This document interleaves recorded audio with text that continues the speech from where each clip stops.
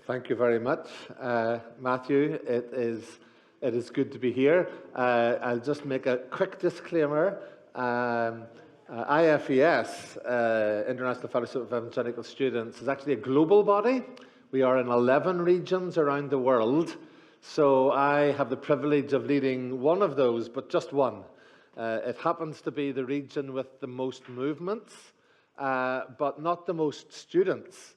Because if you were in English-speaking Africa and you were working with the IFES movement in Ethiopia or Nigeria or Ghana or some of those countries, you could have, or Kenya, you could have 50 or 60,000 students in your movement. We're not privileged to have those numbers in Europe.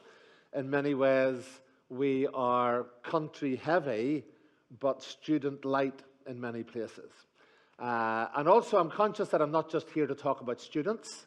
Talked a little bit about Europe generally, but naturally, any of the changes that are happening in Europe are going to be seen largely initially through that student age group. We remember back in the 60s, it was student revolutions that sparked much wider revolutions in parts of Eastern Europe particularly. And in Ireland, where I led the student movement for a number of years, to be succeeded by none other than Mark Ellis, who is now the Keswick director, we went through a period of immense social change. The Republic of Ireland went from having, just for one example, went from having abortion as illegal, one of the last places in Europe to have it illegal. In one referendum, it went from being illegal to having one of the most liberal abortion situations in Europe. So it wasn't a gradual change. It was an overnight revolution. And a couple of journalists wrote a book just after that referendum called Ireland Says Yes, which was about the changes from largely a Roman Catholic church-dominated society to a very liberal Western, modern Western state. And that this was seen in saying yes in the abortion referendum. And one of the theses of the book of those journalists was that those who were campaigning for a yes vote made a conscious decision to target the student population, because they realized that if they changed the minds, or if they harvested what was going on in the minds of students, that then they would get their parents and they would get the other generations.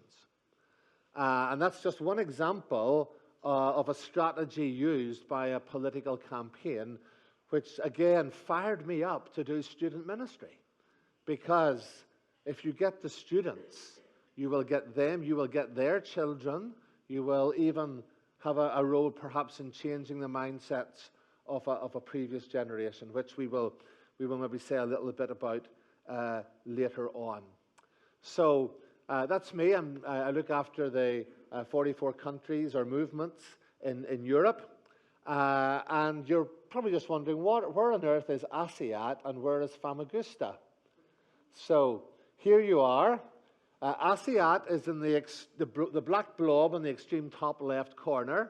Famagusta is the blob in the extreme bottom right corner.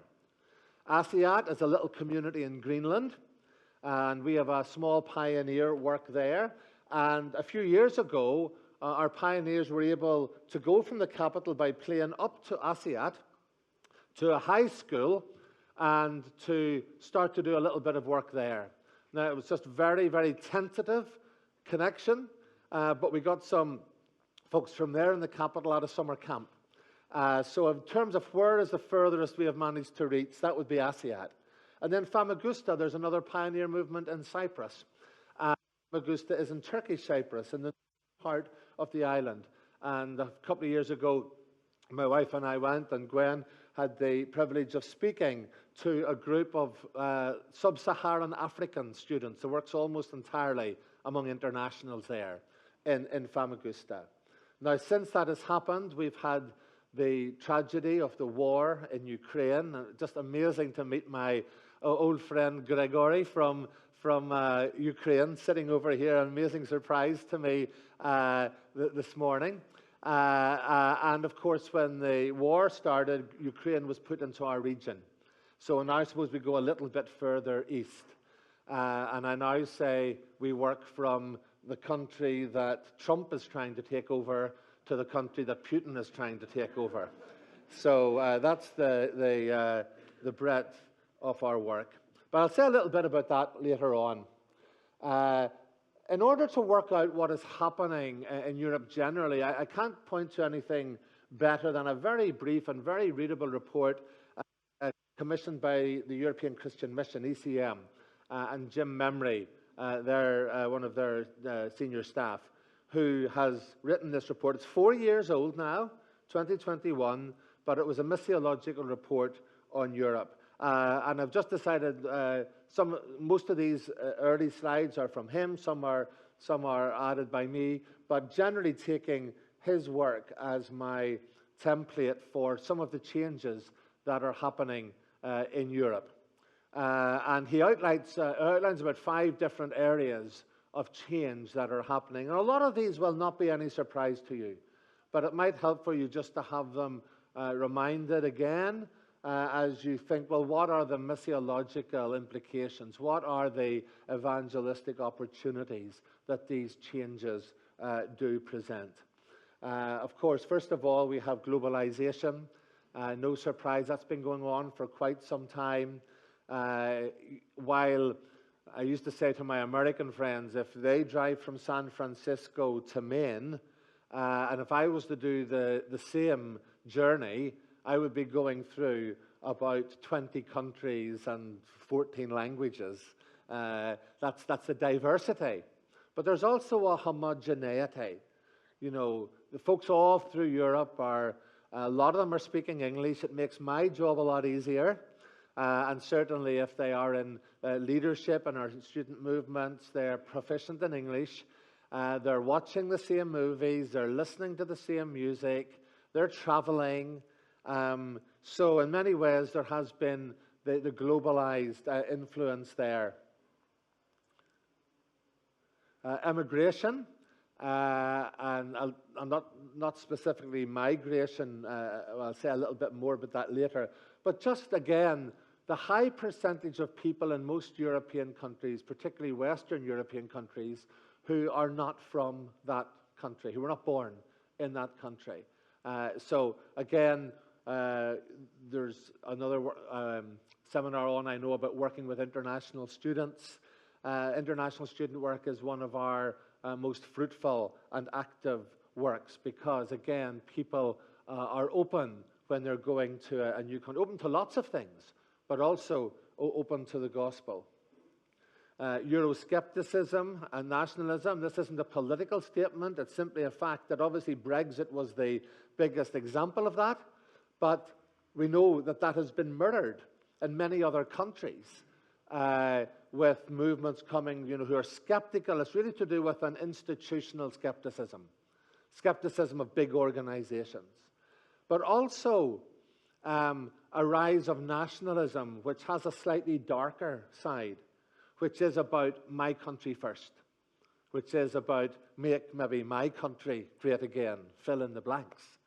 And this has led to an increase, and we have found this in universities, students reporting incidents of racism, etc.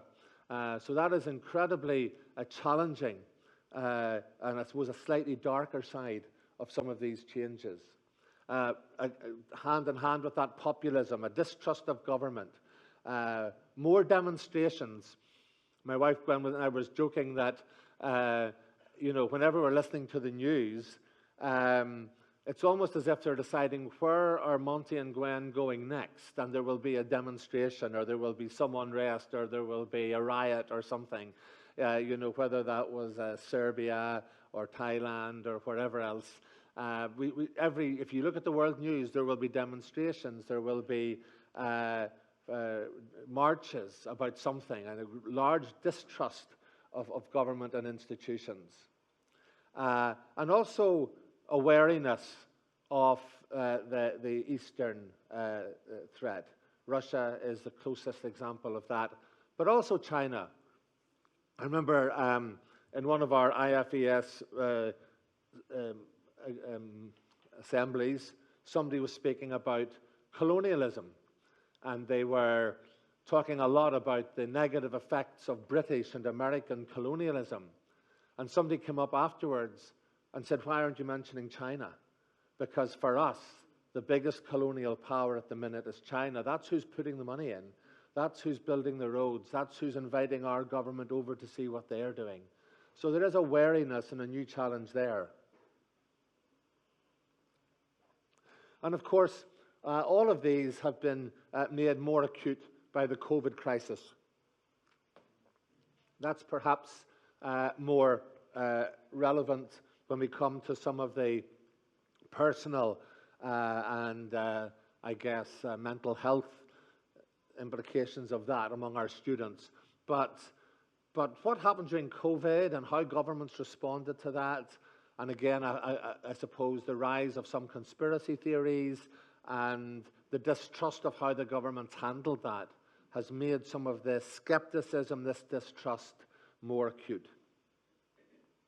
There's also economic and social trends, the wealth inequality, the difference between rich and poor has increased. Students feel this a great deal because even though they may be seen as coming from or about to enter the higher strata in the social sphere, getting good jobs, having a third-level education, student poverty is actually a big issue.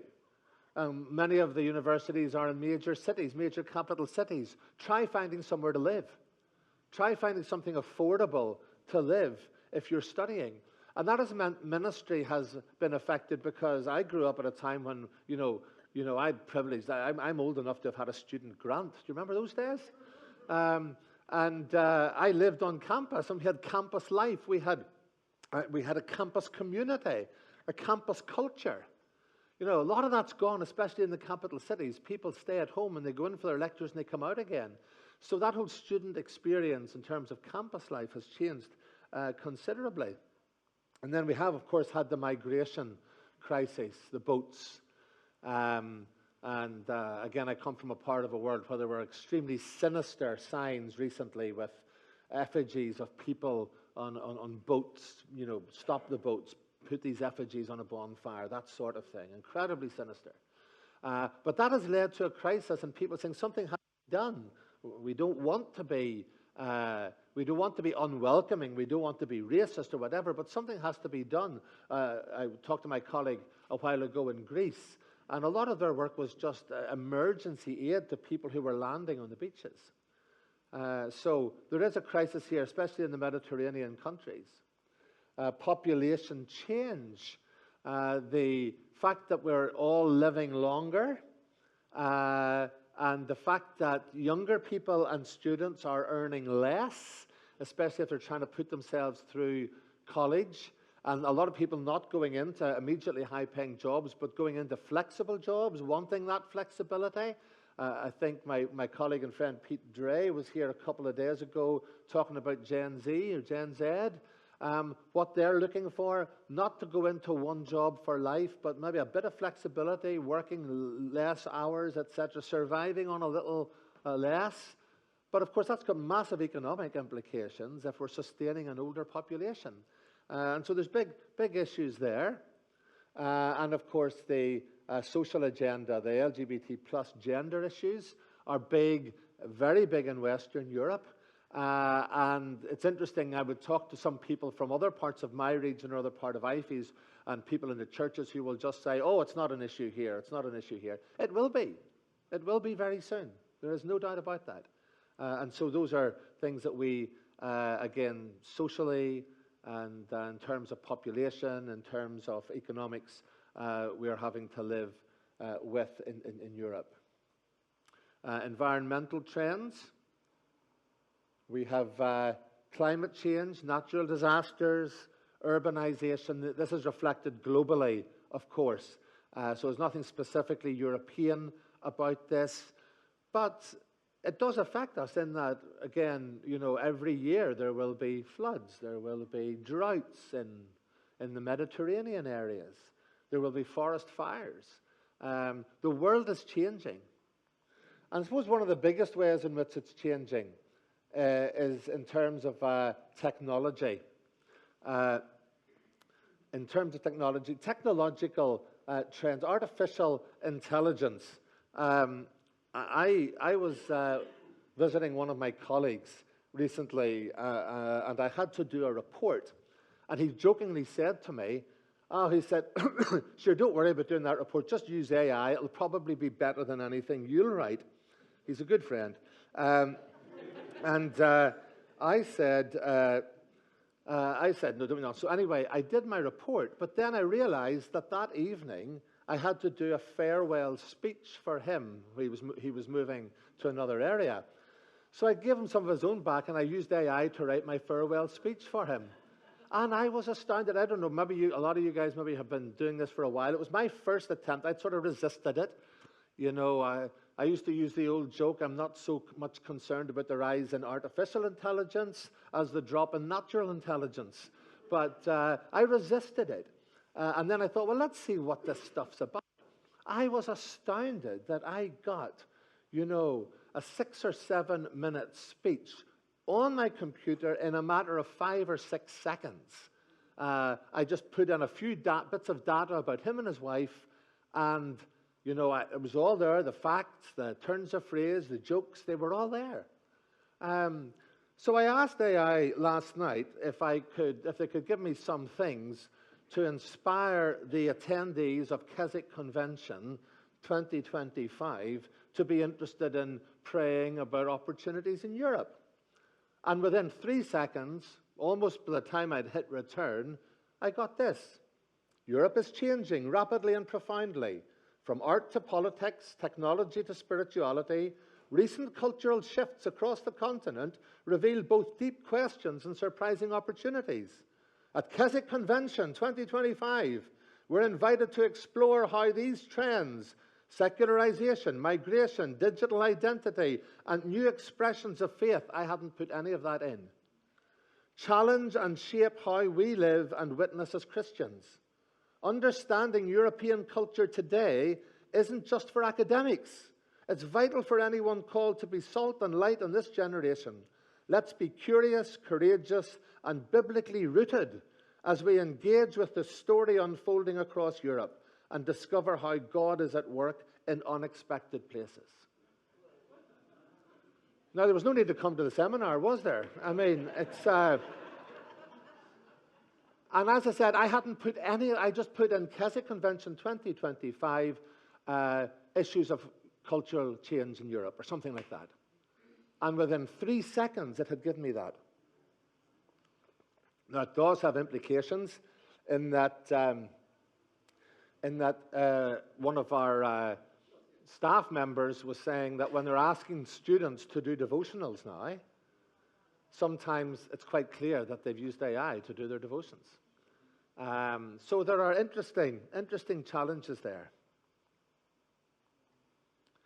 And digital relationships, mental health implications. We're aware of that. I'm sure people who are maybe more socially anxious or more introverted, spending much more time, finding it much more fulfilling, finding it much safer to be with a screen than with people.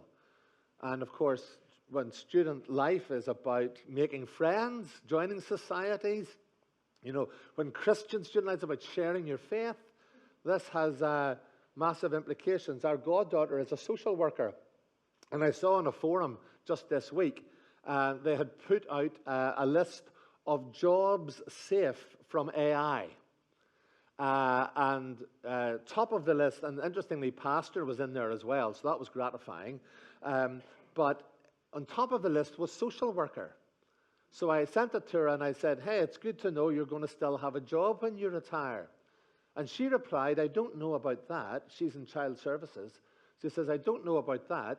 She said, a lot of my kids are starting to communicate with bots, the little artificial intelligence things, communicating with bots to talk through their problems because they're too socially anxious to talk about it with a person. It was quite frightening. And then, of course, the algorithm control of what we see, what's being controlled, where people get their information from, what's true, what's not, fake news. And all of this has been intensified by COVID, including conspiracy theories. Again, people, what we would have regarded as reliable news, big question mark now. And what we would have regarded as clearly, made up, people are starting to believe. A few years ago, it's celebrating, I think, its 40th anniversary now, Neil Postman's book, Amusing Ourselves to Death. I remember reading this as a student. It was fantastic. And in a very, very telling quote, he compares George Orwell's 1984 book, which was published in 1949, and Aldous Huxley's Brave New Worlds book that was published in 1932. So we're talking about books that were published 80 to 100 years ago. And Neil Postman, 40 years ago, quite prophetically said this: what Orwell feared were those who would ban books. What Huxley feared was that there would be no reason to ban a book because there would be no one who wanted to read one. Orwell feared those who would deprive us of information.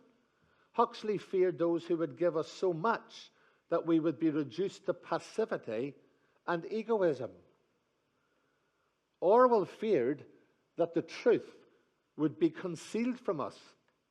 Huxley feared that the truth would be drowned in a sea of irrelevance. Orwell feared that we would become captive culture. Huxley feared we would become a trivial culture. In short, Orwell feared that what we hate will ruin us, and Huxley feared that what we love will ruin us.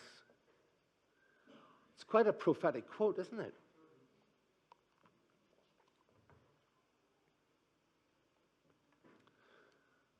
Montgomery, in his book, then outlines some spiritual trends. Secularization, the privatization of faith, and the decline in belief. That's been going on for a long time. And in some European countries, it's been going on for a couple of centuries. But it's still there, and those areas like Ireland, from a Catholic perspective, like Hungary, from a Reformed perspective, that were much more conservative socially, have now started to change considerably. So there is the post-secular. And what has been seen here is that in the West, there has been a rise again in an interest in spirituality, but it is a de-institutionalized spirituality. It's a spirituality without church, without scripture, without authority, a sort of self-realization. And then there has been a re-institutionalized political religion in the east of Europe, particularly in places like Hungary, Romania. There seems to be a rise of sort of more conservative churches, a little bit like what's happening in areas of the States. Parallel to that, and linked to the emigration, has been the rise in diaspora churches or ethnic churches. I know that our organization here, UCCF, has experienced an encouraging rise in social and ethnic mix in the Christian unions that hasn't necessarily been mirrored in the churches. In the Christian unions and the university, you find folks working together, but you'll find that they go to a Chinese church or a black church or a Church of England. So there has been a rise in these diaspora churches, and also encouragingly in church planting networks. Maybe some of you are part of that. It's been a new change that the new wine sometimes does require new wineskins in terms of church life, and that has been an aspect which has been noticeable. And then finally, in terms of these trends, the emerging generation. Now I'm going to qualify this in a moment, but just to say that when Montgomery wrote his book in 2021, 5 countries in Europe recorded more than 70% of 16 to 29-year-olds described themselves as being of no religion or no faith. 70% of 16 to 29 years weren't even acknowledging the faith of their birth, weren't even acknowledging a cultural attachment, a nominal attachment to any faith. So it's not just that they weren't Christians, they were self-identifying as having no religion.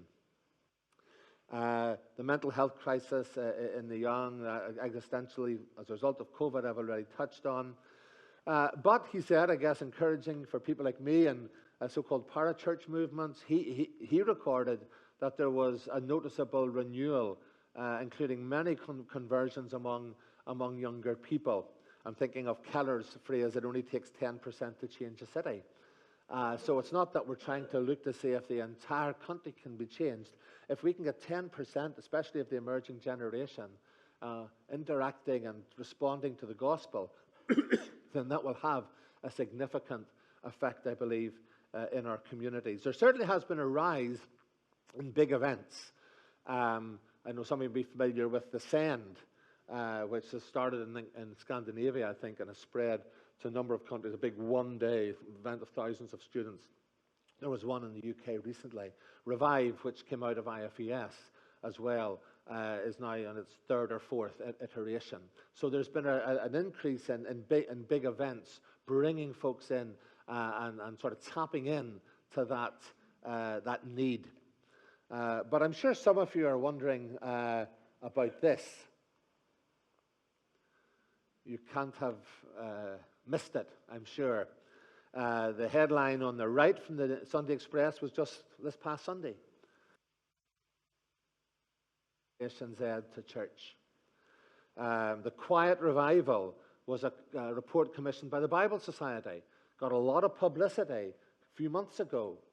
And you don't have to see the figures, but just one of the outstanding statistics is that chart at the bottom, where the dark blue line, the second line in each section, is the percentage of those who attend church other than for baptisms, funerals, and weddings. So who would actually voluntarily go to a church service. That the dark blue line shows you the increase from 6 years ago, just 6 years ago.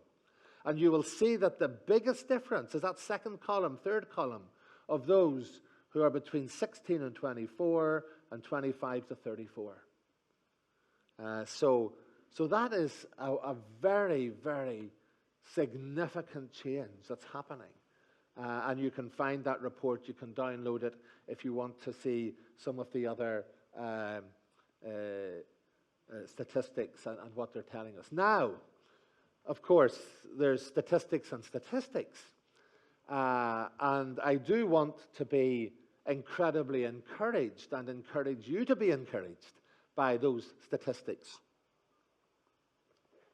But of course, there is going to be a wider context. And I think I don't want to pour cold water on that, but I just want to at least flag up what I would call what the ingredients are of a true harvest. What are the ingredients of a true harvest? And talking to one person who had observed a little bit of this and had done a fair bit of work in the last year among students to see if this was with his experience, he says, yes, there definitely is bigger numbers, definitely is bigger interest, there's more questions, but the issues will be the sufficiency of Scripture. When people understand, right, I'm aware, I'm liking the sound of this Christian gospel, I'm attracted to it, but will they be prepared to say, well, that means that you come under the sufficiency of Scripture, that you accept the uniqueness of Christ and the lordship of Christ, especially in areas of lifestyle. Now, that will take time to work out. That will take time before we can ascertain. And I pray God that it will. But I'm just saying that simply statistics about going to church, while encouraging, will not tell us the whole long-term story. So let's be encouraged. Let's be prayerful. Let's be available for this. And let's do what we can to turn that spiritual interest into conversions, into disciples.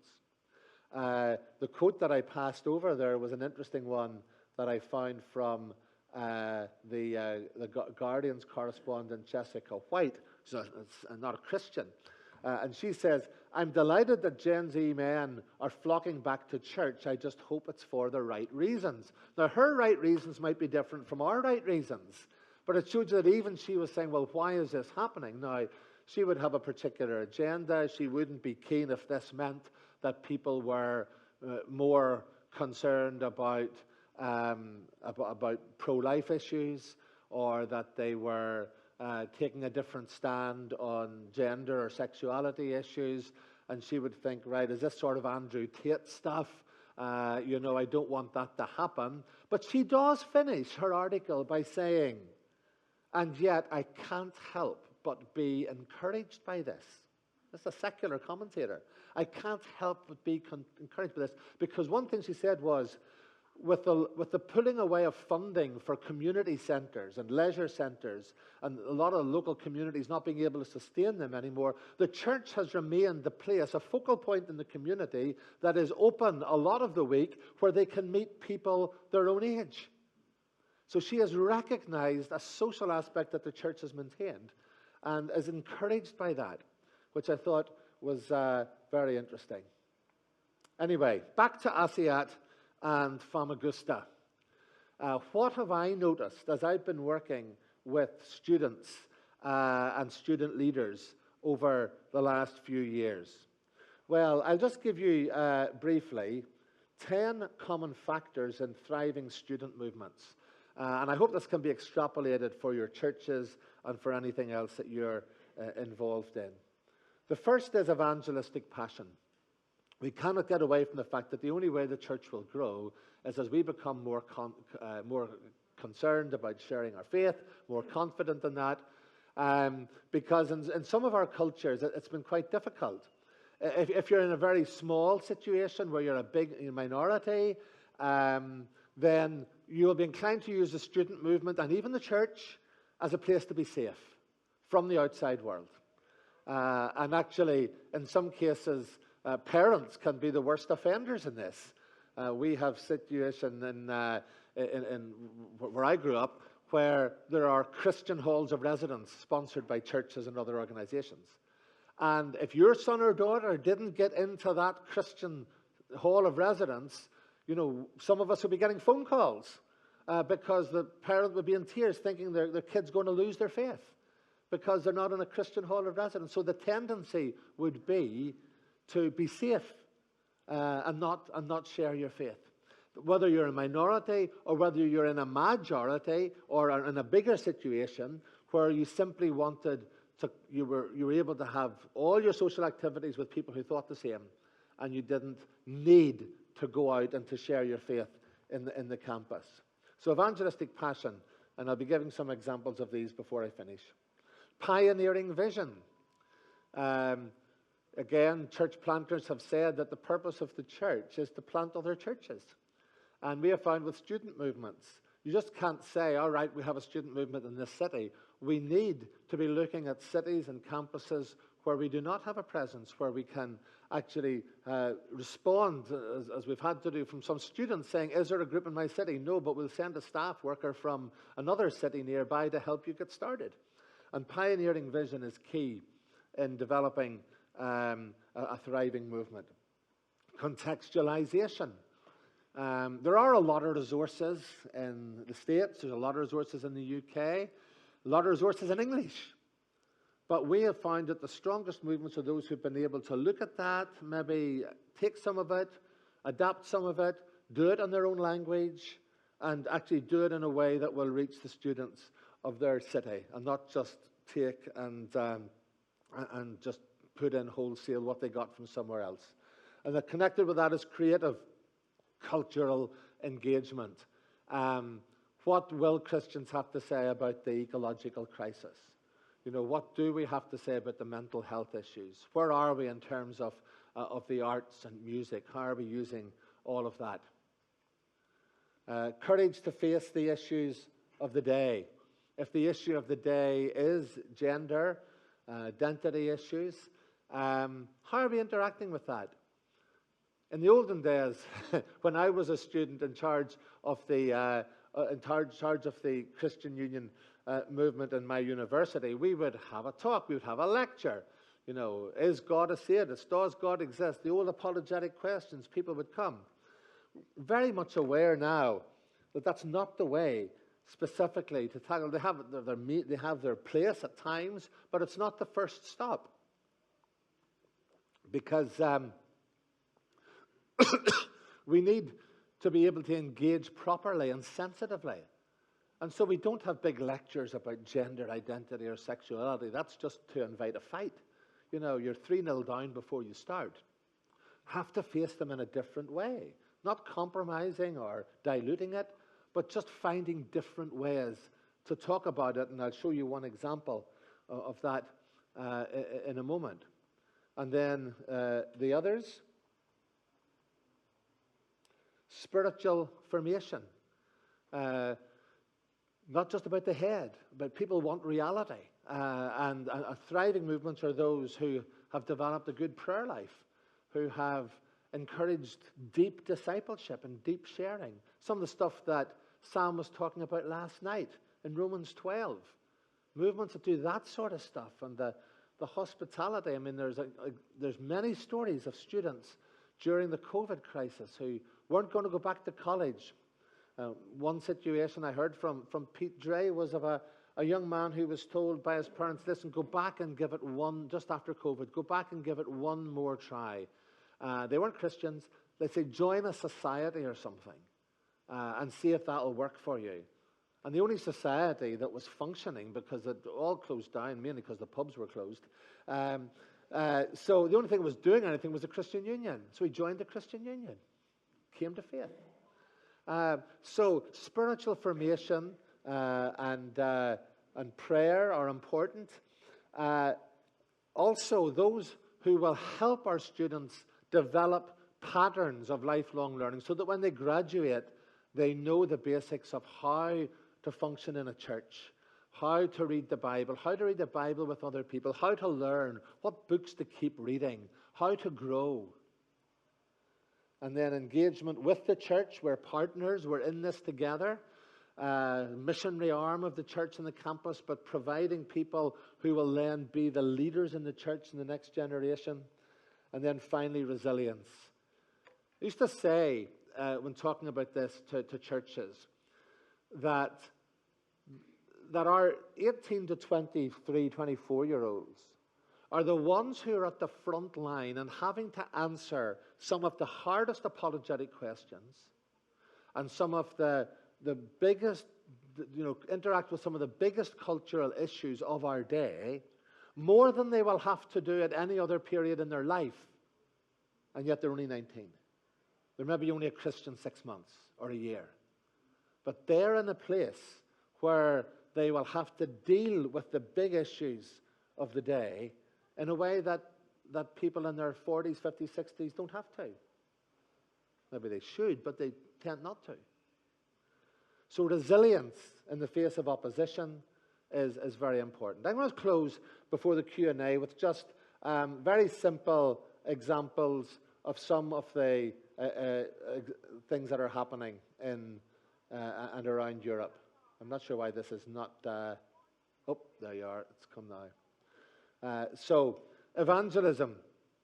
I'll start in the UK here, because after COVID, they realized that, many Christian unions realized that the usual pattern of big meeting and then a small group Bible study, there was an opportunity after COVID to do something a little bit differently. So they started these impact groups, which were evangelistic small groups.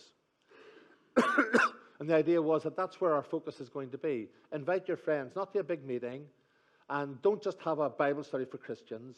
Do it with your friends. And so this is one series, and the resources are on the UCCF website, where they did Meals with Jesus. And it just took you through the various meals with Jesus in the Scriptures.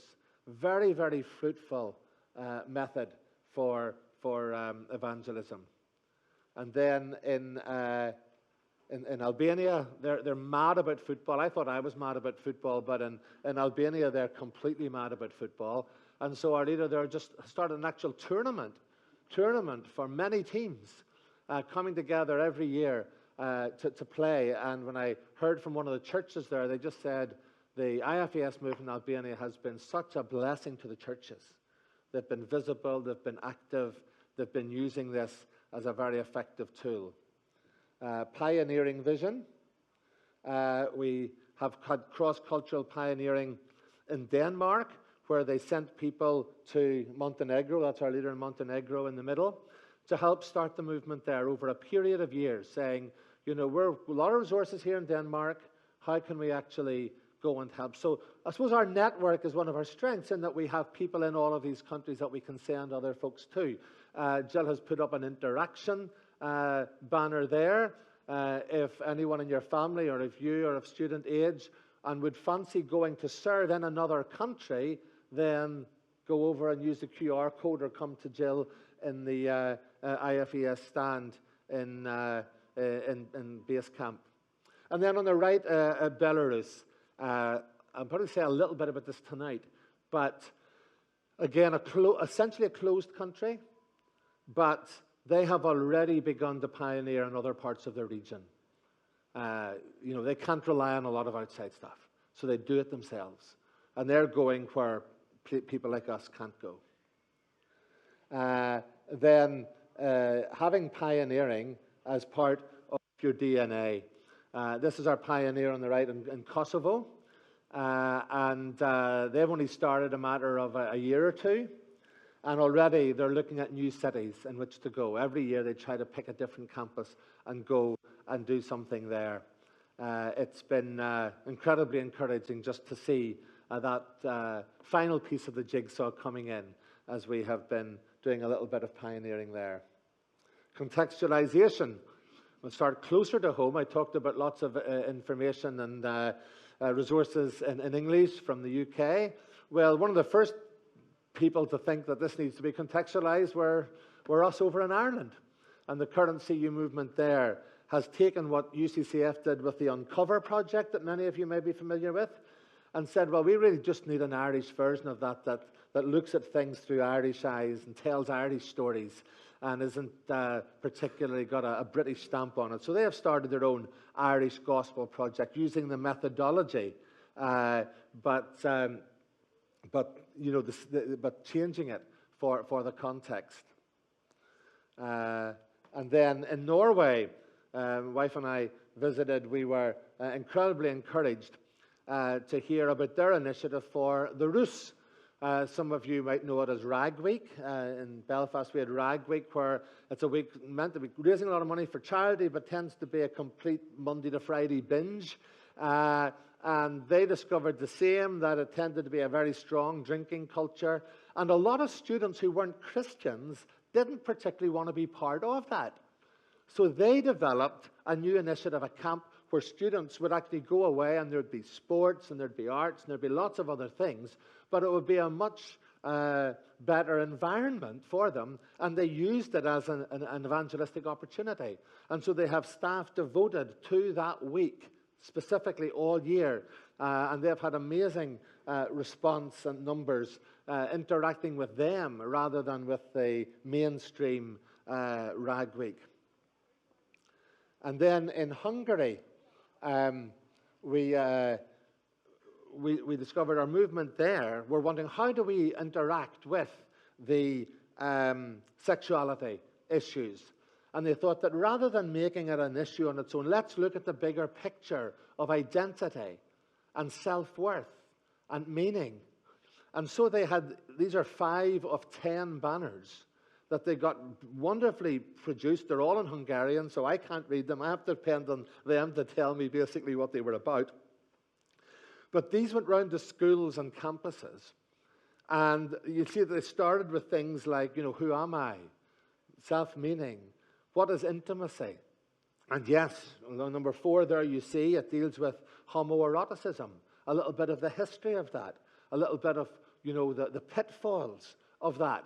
The problems associated with that. But it's done in a context. And you can see there's QR codes there for more information. And they're conversation starters, and they're things for discussion groups. And they were invited around high schools and universities to display these banners, and they wanted to make that a more positive interaction with a very controversial and sensitive issue. In the Faroe Islands, evangelism was an issue because everybody thought they were Christian. It's a Bible Belt. In fact, some of my colleagues' friends from one of the islands, their parents were really, really concerned if they went to the big bad world of Tórshavn, which is the capital, because they might lose their faith. Because, so it's a Bible Belt within a Bible Belt. But our leaders there realized that, well, if we just have an evangelistic event, people will think they're already Christians. They won't know what to do. So we'll have a discipleship event. And of course, part of that was very early on, some folks realizing, well, maybe we're not Christians. And so they actually did, what we would call discipleship in order to help people get their eyes open to the fact that cultural religion is not Christianity. And then spiritual formation.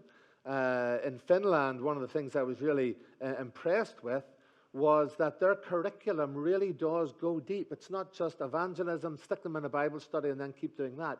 They will have a process whereby people will be trained. There will be spiritual formation. And that they take that seriously in their work. And it's no surprise that many people from Finland become cross-cultural missionaries, and the woman who leads our Estonian movement is somebody who has come from Finland, because it's a very close in language and in culture. So that spiritual formation has borne fruit.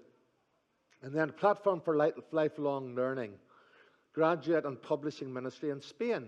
You'll see from my T-shirt that one of the Irish languages is Spanish, but Spain find themselves stuck in an English-speaking region. But they've got such a strong movement because from the beginning they emphasized graduate ministry, connection with the churches, and actually developed their own publishing ministry, where many of the books that are in our bookstall across the way, many of them will have been translated by our GBU movement into Spanish and distributed among the Spanish-speaking world. And then finally, church engagement and resilience. When we went to Belarus, and again, I'm not showing any people here, just the stage, but that gives you an example of the size of the event in that country. For years, they struggled with church engagement. I went about 7 or 8 years ago, my first visit, and they said, how can I pray? They said, pray for our churches. I said, because we have nowhere to meet. I says, well, why can't you meet in that church that we've just been in? Well, when we meet there, the pastor from the other church won't let his students come. And if we meet in his church, the pastor from this church won't let his students come. And I was appalled because they're like 0 point whatever of the population. And so what they did in their conference was they started to invite musicians from the different churches to do the Monday night, and then different on the Tuesday night, different on the Wednesday night, so that they all got exposed to what the student movement was doing. And then suddenly the relationships thawed. And they realized, I'd love my students to come to this. So creative engagement with a diversity of churches, and also resilience at times of difficulty. A couple of our movements have gone through real difficulty and hostility from outside the church and from inside the church in some cases. But what we have found is that those who have grown have come through that period, a little like what Sam was saying last night about the hostility, just through showing love and hospitality. And so, to conclude, don't generalize European. There's a difference between Northern European Protestant, Southern European Catholic, and Eastern European Orthodox cultures, just to give that example. Share the gospel, don't defend the culture. The gospel is applicable all across Europe. Practice hospitality, generosity, transparency.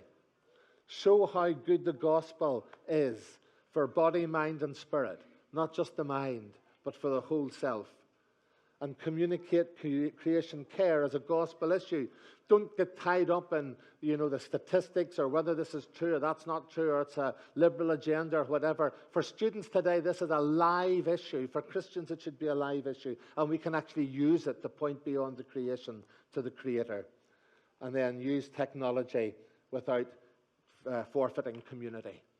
There is a way in which we can use the technology while still creating good community, and that's some of the challenges that our groups are facing. I'm going to finish there because it'll give us 10 minutes for questions, and I've talked enough and I need some of my wife's water before I can go any further. Thank you very much. That was really superb. I was interested to know if you see differences in evangelism around the region, sort of based on cultural things. I live in Portugal, northern Portugal, which is very, very different from Spain, and they're kind of, it's a more introverted culture and not so persuasive. Do you find that evangelism happens more in certain cultures and not in others? Okay, the question was, are there examples of how evangelism happens differently in different cultures? And the connection how Portugal is a more introverted, slightly different culture than Spain. Yes, interesting question. I suppose we have always believed that any thriving movement will hold on to three broad types of evangelism: personal evangelism, smaller group evangelism, and proclamation evangelism. And there's a place for all three. And there's different ways of doing all three. I showed you how the small group one was different through the impact groups than maybe what we would normally have done. And similarly, even proclamation. I think maybe some of the more introverted cultures, etc., have shied away. Oh, that doesn't work in our context. But we have found through a couple of our ministries that maybe by doing it slightly differently, it does. I was invited to do a mission in Croatia. And again, they were very suspicious about this. You know, traditional Catholic culture, different from the rest of the Balkans. It won't work here. But first of all, in the topics we chose, so they asked me to speak about, has our country had too much religion? So coming from Ireland, I could identify with that. And that was a hot topic. What's the difference between what I'm talking about and what we grew up with? We also did it in a local pub.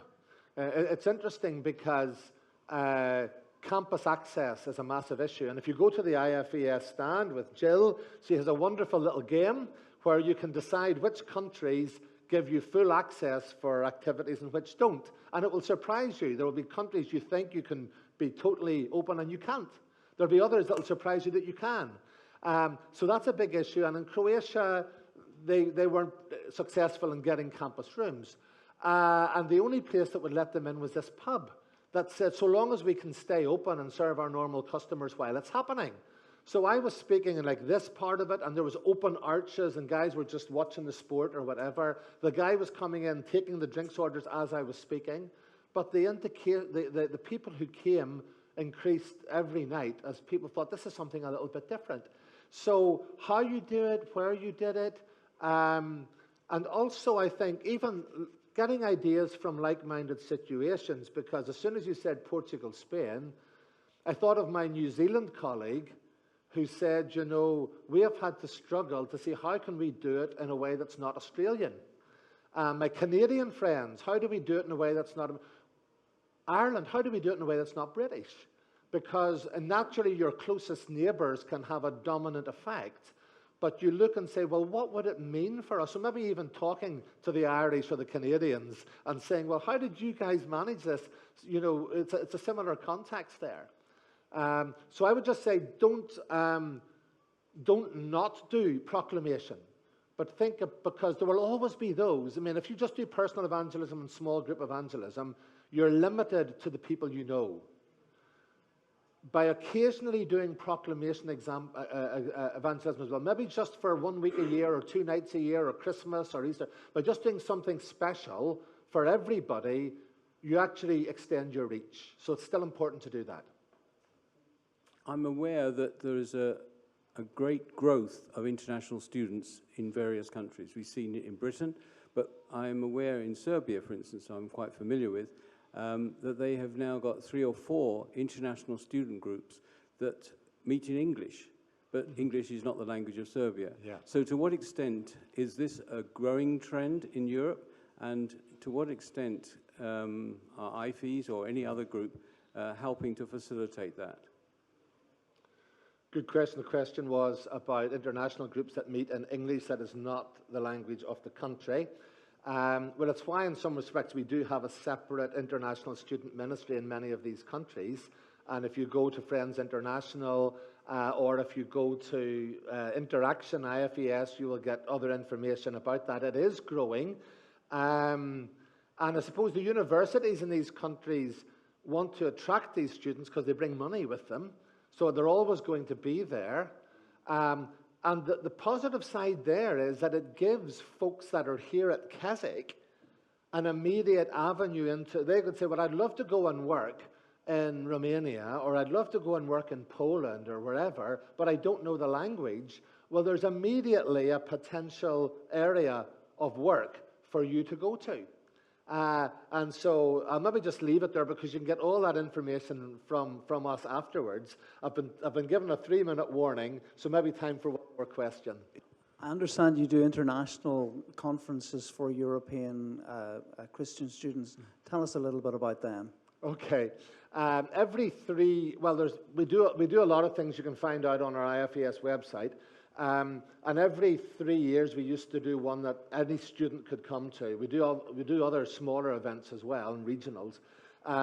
Revive was one of those ones which we did, and in many ways outgrew our primary work. So this year in Latvia, in just a few weeks' time, we're meeting, and we hope to have several hundred students there from over 20 countries. And that's something we'll want to repeat every 3 years, so that every student in Europe will get the chance not just to see folks from their own country, but from others. And that's very important if you're a student in Macedonia, if you're a student in Malta, or if you're a student in a smaller place, that there's something you can go to. There may not be another one for a few years, but the idea is that in everybody's student experience for 3 years, there'll be one happening. For those who are really keen on international student ministry or Muslim ministry or proclamation evangelism or small group Bible study, we have smaller gatherings, and we can give information about those as well.